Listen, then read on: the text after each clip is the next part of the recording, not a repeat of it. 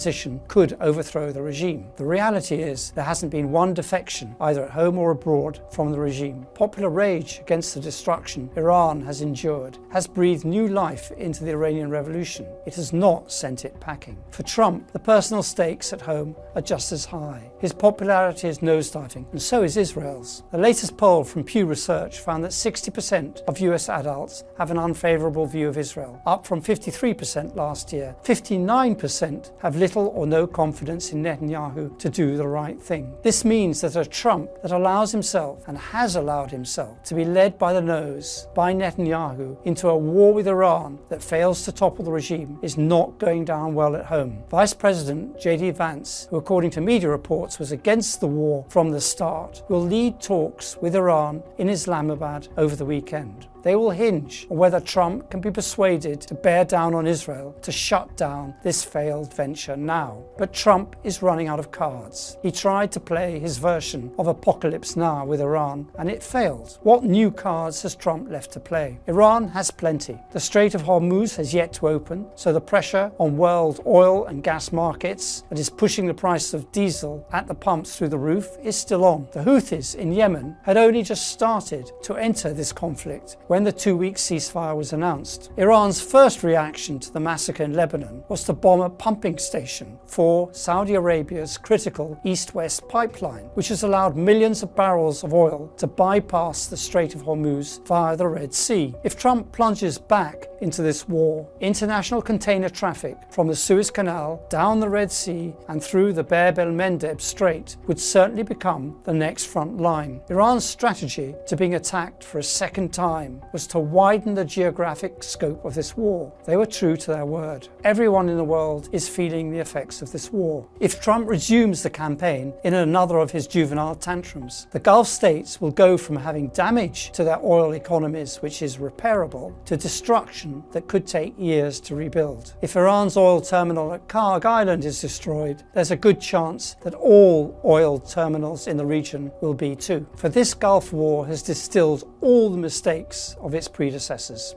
In the world order that is forming in the ashes of American exceptionalism, Trump's inchoate ramblings on Truth Social are increasingly seen as signs of weakness, and China is beginning to react to this. China and Russia did not just abstain from a Bahraini resolution at the UN calling for the Strait of Hormuz to be reopened, they vetoed it. Fu Kong, Chinese UN ambassador, voiced this new assertiveness. He said that the whole